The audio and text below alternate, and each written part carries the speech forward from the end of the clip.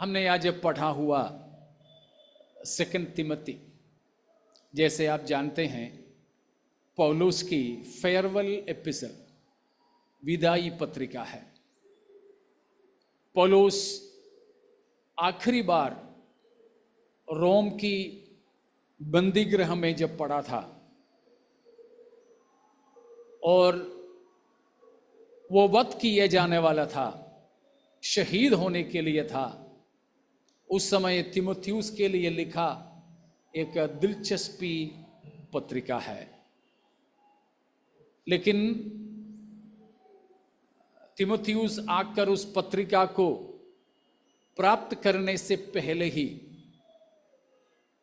पौलुस की गर्दन काटा गया था।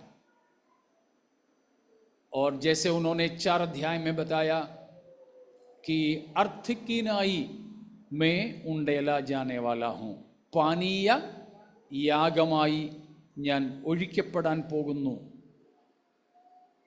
പാത്രത്തിൽ നിന്ന്, കലശത്തിൽ നിന്ന് എണ്ണയോ വെള്ളമോ യാഗപീഠത്തിൽ ഒഴിക്കുന്നത് പോലെ പൗലോസിൻ്റെ ശിരച്ഛേദം നടത്തി രക്തം ഒഴുകി മരിക്കുന്നതിനെ കുറിച്ചാണ് पौलुस आप പറഞ്ഞത്. तो वैसा ही पौलुस शहीद हो गया था। बताए जाते हैं AD 64 जुलाई 19 तारीख, AD 64 ईस्वी 64 जुलाई की महीना 19 तारीख रोम की शहर में आग लगी। 6 दिन और 7 रात रोम की शहर जलता रहा। शायद हजारों लोग मारे गए थे। हमारे मुंबई में कई शहर के अंदर ही झुग्गी झोपड़ियां हैं। राष्ट्र नेता ये चाहेंगे विदेश से कोई नेता इधर घूमने आ जाए तो झुग्गी झोपड़ियां दिखे नहीं। आपको मालूम है, कुछ साल पहले गुजरात में अमेरिका के राष्ट्रपति आया था तो बड़ा दीवार खड़ा करके ऐसे चीजों को छुपाए थे। वैसे ही रोम की शहर में उस समय जाने मानी दुनिया में पूरा शासन करने वाला बादशाह था नीरो, और जो रोम की बादशाह, तो वो नहीं चाहता था कि, ध्यान इधर दें, झुग्गी झोपड़ियां अपने शहर में हो।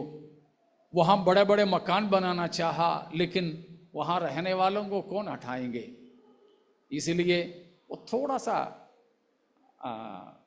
सा 25 पैसा कम था उनको रुपया में, इसीलिए वो भी था, उन्होंने आग लगवा दी। जब आग जलते समय वो बीना बजा करके बड़ा आनंद मनाने लगा। टासिटस करके एक रोम की हिस्टोरियन ने ये सब बातें बताया। तो उस समय बहुत ही कम लोग रह गए थे। तो उस समय की एक टासिटस बताने वाली बात मैंने ऐसे पढ़ा कि population of Rome had reduced so that people called a vast brotherhood of hopeless wretchedness. वहां जो बच्चे थे वे ऐसे लोग थे hopeless wretchedness के, एक थोड़े से लोग जो वहां बचे थे, बाकी सब कुछ 6 दिन और 7 दिन की आग में जलकर भस्म हो गए। लेकिन जब जनता राजा के खिलाफ हो गया तो राजा ने वो गलती मसीहियों पर लाद दिया। उन्हें कहा कि मसीही लोग हैं, मसीही लोग हैं जो ये सारे काम किया है, और पौलुस और पतरस उन मसीहियों के नेता माने जाते थे। तो उस प्रकार उनको पकड़कर अंदर कर दिया, और वही पतरस का भी, पौलुस का भी आखिरी भी था। उस समय लिखी हुई एक बात है, इसमें तीमुथियुस को पौलुस विशेष हिम्मत देकर सेवकाई के लिए कमर कस रहा है। तो उसके लिए एक पास्टर, एक सेवक, एक प्रचारक के लिए 6 प्रकार के दृष्टांत ये दूसरा अध्याय में है, जिसको अभी हम नहीं छुएंगे। लेकिन उसको ऐसे बताते समय 8 से लेकर की वचनों में, ये अध्याय की 8 से लेकर की वचनों में पौलुस तीमुथियुस को हिम्मत देकर के कहते हैं, तुम्हें क्या करते रहना चाहिए, क्या है तुम्हारा दायित्व, तुम्हारा फर्ज क्या है। मैं तो जा रहा हूं अभी, लेकिन तुम संसार में हो, तो तुम्हें क्या करना है, क्या करना है तुम्हें। 8वां वचन क्या है अभी? हाँ, रुको, रूफस क्या है? 2 Timothy 2:8। अंज याद किया था ना, याद करने के लिए दिया था ना मैंने आप लोगों को। क्या है? रूफस पढ़ो जल्दी। Remember Jesus Christ, risen from the dead, descended from David, according to my gospel। ये है मेरी सुसमाचार। रिमेंबर, तुम्हें याद करना है। क्या याद करना है? क्या याद करना? आज ये मैं भी आपको याद दिलाता हूं। यहां मुझे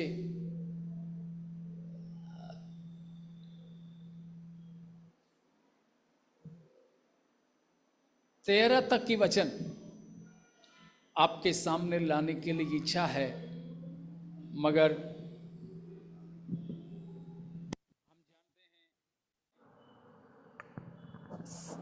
समय हमें लाल बत्ती दिखा रही है। तो यहां पर पौलुस प्रेरित कहता है, तुम्हें याद करना है। अविश्वासी से नहीं, एक सेवक से 3 चीज को याद करना है। या 4 बात को मैं बताता हूं उस वचन से। रिमेंबर जीसस क्राइस्ट, यीशु मसीह के बारे में है हमें जो याद करना है। क्या क्या है? He is risen from the dead, he descended from David, and this is the gospel message। यीशु मसीह को याद कर। आज यहां बैठे हुए सब लोग इधर ध्यान देना, बच्चे लोग अभी कोई दौड़ना नहीं, ठीक है? ध्यान दीजिए। यीशु मसीह को याद करें। अगर स्मरण करने लायक कोई है तो केवल एक ही है, वो हमारे प्रभु यीशु मसीह है। ध्यान करने के लिए कोई है योग्य, बस कौन ही है? यीशु मसीह ही है, ठीक है ना? स्मरण करने के लिए भी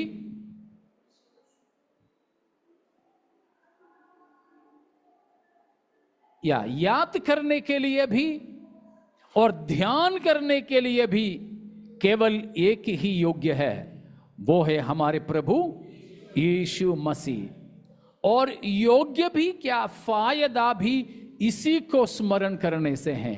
तो मैं आपको यह संदेश देना चाहूंगा कि ये सप्ताह भर, केवल सप्ताह भर ही नहीं, बाकी हमारी जिंदगी जितना भी बचा है उतना जिंदगी भर में हम किसको याद करें?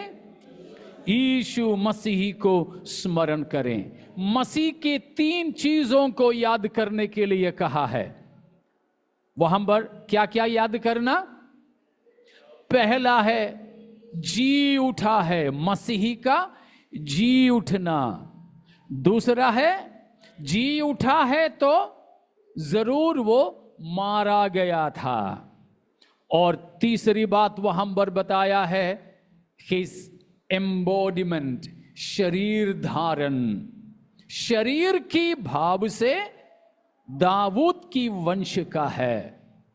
दूसरा है मरे हुओं में से जी उठा, तो वो मर गया था लेकिन वो जी उठा है। ये 3 चीज को हम स्मरण करें।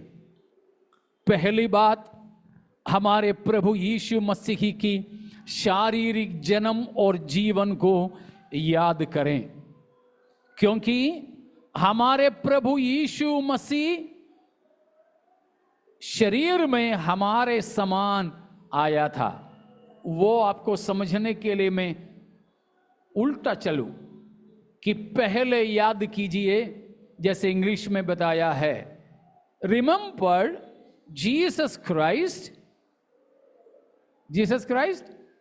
Resurrection from the dead.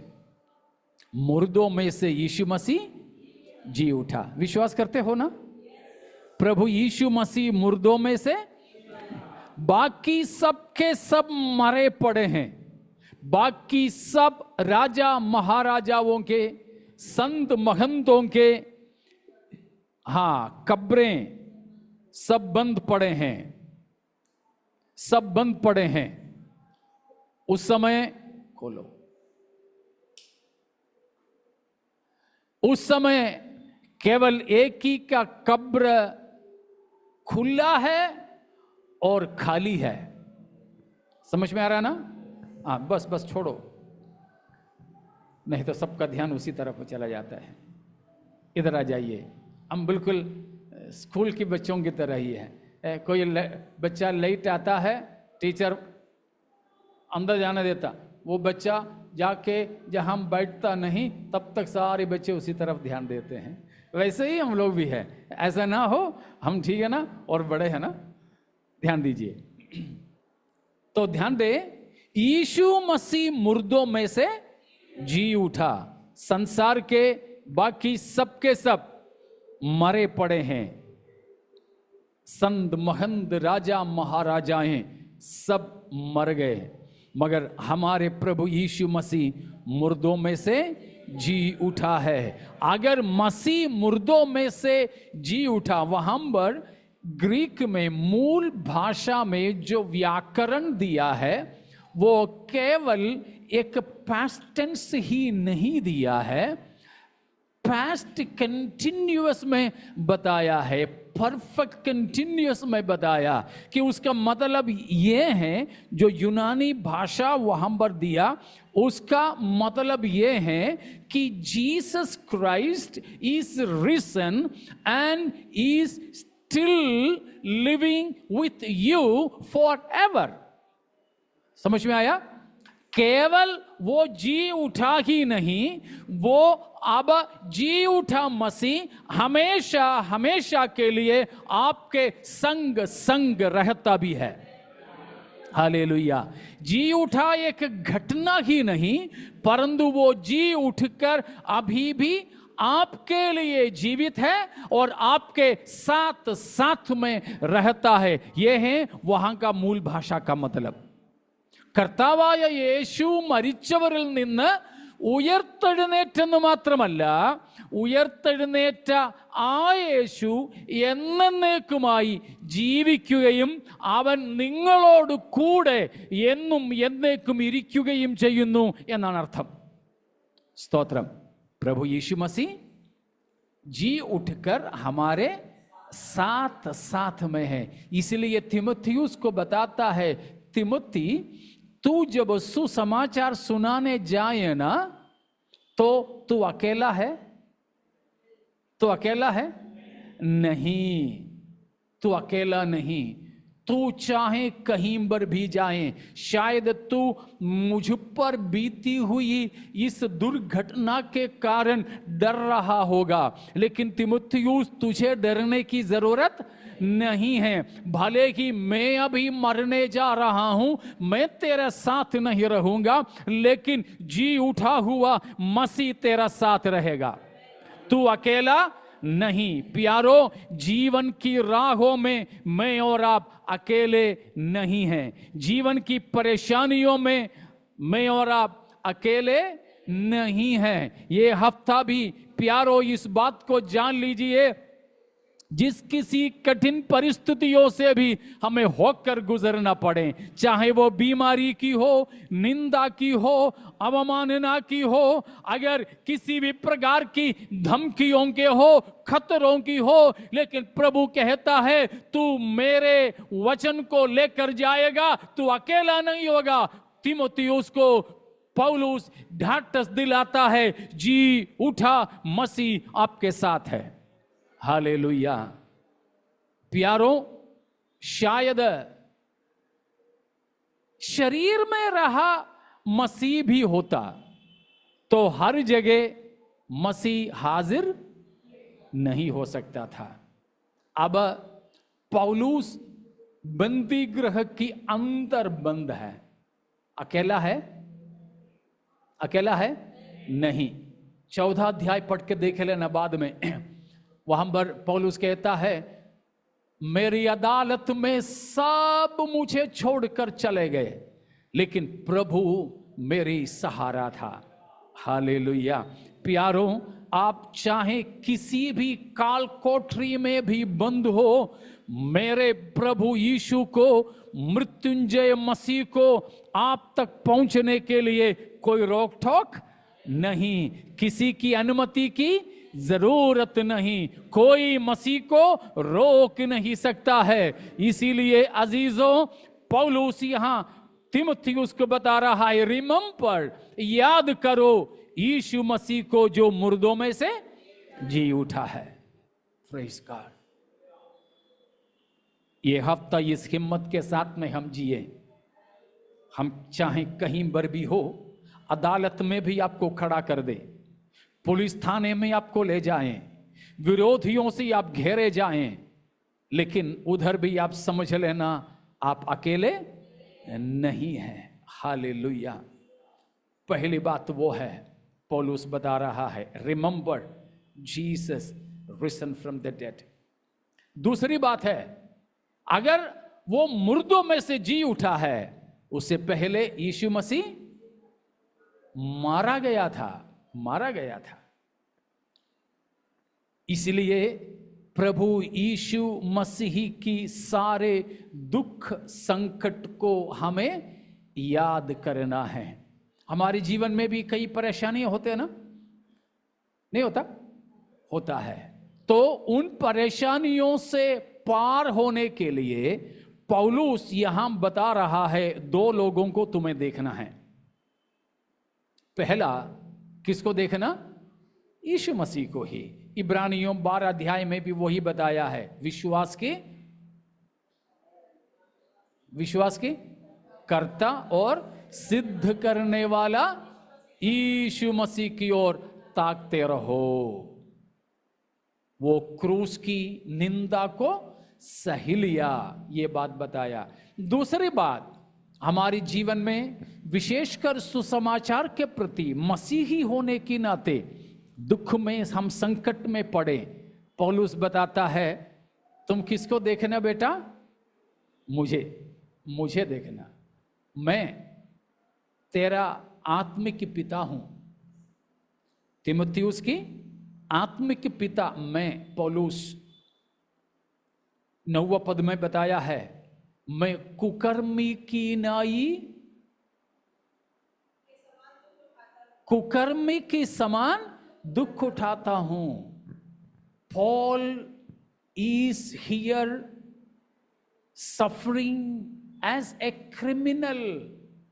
एक बड़ा अपराधी की तरह पौलुस दुख उठा रहा है। पौलुस ने कुछ गलती किया? नहीं। पौलुस ने कोई गलती नहीं किया। हाँ, सुसमाचार जरूर सुनाया। यीशु मुर्दों में से जी उठा है, जरूर कहा। जीसस इज द लॉर्ड, यीशु ही प्रभु है करके जरूर बताया है, और कुछ नहीं। लेकिन पौलुस कहता है मेरी ओर भी तो देख तीमुथियुस, तू अभी लड़का है, जवान है, तुझे भी सुसमाचार की वजह से दुख उठाना पड़ेगा, लेकिन तुम्हें हिम्मत मिलना है, दो लोगों को देखना है। पहला किसको देखना? यीशु मसीह की ओर। यीशु मसीह की कपड़ा उतारा जाकर, कोड़े लगवाकर, सिर पर कांटों का ताज पहनाकर, चेहरे में थूक कर, आंख पट्टी से बांध के, घूसा मार के क्रूस पर ले गया। यीशु मसीह ने कोई पाप नहीं किया, फिर भी वो ये सारे दुख उठाया। उसी को तुम भी हथियार बांध लो, यीशु मसीह की ओर तुम ताकते रहो। दूसरा, तेरे सामने मैं हूं, मैं तेरा आत्मिक पिता, मैं भी एक मुजरिम की तरह सुसमाचार के खातिर दुख उठा रहा हूं, बंदी गृह में हूं। इससे ज्यादा तुम कुछ उम्मीद नहीं करना। अगर हमारे प्रभु को दुनिया ने कांटों का ताज पहनाया तो आप सोने की मुकुट की इंतजार ना करें। यीशु मसीह के लिए दुनिया ने सूली दे दिया, क्रूस दे दिया, तो आप यीशु मसीह के होकर चलते हुए सिंहासन की उम्मीद ना करें। हालेलुया। प्यारो, आप बिल्कुल इस बात को जानें, पौलुस ये बात बता रहा है। मसीह की मृत्यु को याद कर। तीसरी बात तुम्हें याद क्या करना है? He was descended from David. Dawood की वंश में शरीर की भाव से उत्पन्न हुआ। उसका मतलब यीशु मसीह केवल जी उठ के महिमा में विराजने वाला ही नहीं, वो तेरे और मेरे समान, पौलुस कहता है तेरे और मेरे समान शरीर धारण किया था। उसका मतलब इब्रानियों में हम पढ़ते हैं, प्रभु यीशु मसीह दूसरा अध्याय में भी 14 से लेकर पदों में है, 7 अध्याय में भी बताया है कि हमें ऐसा एक महायाजक नहीं जो हमारे दुर्बलताओं में हम पर तरस नहीं खा सकता है, लेकिन हमें ऐसा एक महायाजक है जो पाप बिना सारे बातों में हमारे समान परीक्षा में पड़ा था। यीशु मसीह शरीर में रहा बोलने से मतलब है कि वह जानता है शरीर में रहने वाले हमको क्या क्या तकलीफ होता है। समझ में आ रहा है? यीशु मसीह शरीर में रहा, मतलब नहीं समझ में आ रहा आप लोगों को। उसका मतलब हमारे सारे दुख, चिंता, भावना, अनुभव, दर्द, अकेलापन, यह सब कुछ मसीह ने सहा है। इसीलिए जब हम ऐसी परिस्थितियों से होकर गुजरते हैं तो वो हमें पहचानता है और उस अनुसार वो हमारे मदद कर सकता है। हालेलुया। समझ में आ रहा है ना? हमारे जो अधिकारी लोग हैं वे चाहे उड़ कर जाते हैं, नहीं तो आने से पहले रास्ता सब उनके लिए बिल्कुल तैयार करते हैं, तो आम जनता जिस परेशानी से जाते हैं उनको मालूम नहीं है। आपने देखा होगा कोई वीआईपी आ रहा है तो सड़कों पर बनी हुई स्पीड ब्रेकरों को भी हटा देते हैं। हाँ, क्योंकि उनको स्पीड ब्रेकर की मजा नहीं लेना है, आम जनता ले लो।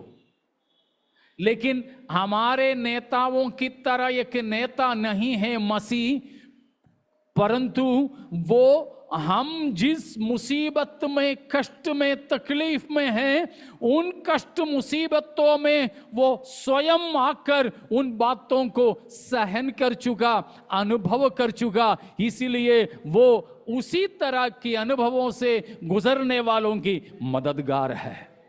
हालेलुया, समझ रहे हो? तो प्यारो, आज हम यीशु को याद करें। 3 बात, मसीह जी उठकर हमारे साथ है, वो हमारे लिए मारा गया था, हमारे लिए मारा गया था, और वही मसीह हमारे लिए इस जगत में आकर शरीर में जीवन बिताया था। आइए प्यारों, आज हम उस मसीह को स्मरण करें। मसीह की शरीर जन्म के लिए, क्रूस की मृत्यु के लिए हम धन्यवाद करें। यीशु मसीह मुर्दों में से जी उठने के लिए हम आनंदित होकर आशा रखें। अगर प्रभु यीशु मुर्दों में से जी उठा, तो हमारे प्रभु यीशु मुर्दों में से जी उठा, हमें एक आशा भी है। क्या है आशा? हम मर जाएं तो भी जैसे मसीह परमेश्वर की सामर्थ से महिमा में जी उठा, वैसे हम भी जी उठेंगे। इसीलिए था पौलुस बोला, मेरा गला काट कर मेरा खून बहाया जा रहा है, लेकिन मुझे डर नहीं, मैं तो सीधे किसके पास जाऊंगा? मेरा प्रभु के पास। वहां से यहां गला काटा, मगर मैं वहां जाकर धार्मिकता के मुकुट पहनूंगा। हालेलुया। इधर नीरो चक्रवर्ती, रोम की बादशाह का नाम था नीरो। नीरो मेरा गर्दन को काट कर शरीर से अलग कर सकता है, लेकिन बिना मुंडी के ही लोग मुझे यहां देखें। शायद मेरे चेलों को मेरे दफन करने के लिए भी बिना मुंडी का शरीर ही मिल सकता है, मगर मैं तो जा रहा हूं, यहां मेरी जान पूरा, मेरे खून पूरा निकलने से पहले ही मैं उस धार्मिकता की राजा के पास पहुंचूंगा और मुझे धार्मिकता का मुकुट मिल जाएगा। हालेलुया। प्रियो, യേശു കർത്താവ് മരിച്ചവരിൽ നിന്നും ഉയർത്തുവെങ്കിൽ നമുക്കൊരു പ്രത്യാശയുണ്ട്. പൗലോസ് അതാ പറയുന്നത്, നീറോ ചക്രവർത്തിയുടെ മിന്നിത്തിളങ്ങുന്ന വാളിൻ്റെ വായ്ത്തല എൻ്റെ ശരീരത്തിൽ നിന്നും വെട്ടിമാറ്റിയാലും ആ രക്തം മുഴുവനും വാർന്നു പോകുന്നതിന് മുമ്പ് തന്നെ ഞാൻ എൻ്റെ കർത്താവിൻ്റെ സന്നിധിയിൽ ചെന്നിട്ട് നീതിയുടെ കിരീടം പ്രാപിക്കാൻ പോകുക. തലയില്ലാത്ത ശരീരത്തിലാണോ? തലയില്ലാത്ത ശരീരത്തിലാണോ? സ്തോത്രം. എനിക്ക് എന്ത് ലഭിക്കാൻ പോകുക? നീതിയുടെ കിരീടം. ആരാ തരാൻ പോകുന്നേ? നീതിയുള്ള ന്യായാധിപതിയായ കർത്താവ്. ये है हमारी आशा। प्रभु यीशु मुर्दों में से जी उठा, तो हम भी जी उठेंगे। हालेलुया। आशा है, ये आशा में हम अपनी जिंदगी बिताते हैं। प्यारो, ये आशा है हमारे अंदर ज्यादा, या अभी की जीवन की कठिनाइयां हैं हमारे जीवन में ज्यादा? कौन सा मजबूत है? इस जीवन की चिंताएं मजबूत है, या मसीह में हमारे जी उठने की, महिमा पाने की आशा मजबूत है? पक्का। तो इस हफ्ता हमारी जिंदगी की सारी दुखों को भूलकर इस आशा में उत्तेजित होकर आनंदमय और जयवंत जीवन बिताएं। हम मिलकर इस आशा के लिए प्रभु का धन्यवाद करेंगे। Hallelujah, hallelujah, hallelujah, praise God. भाइयों में से एक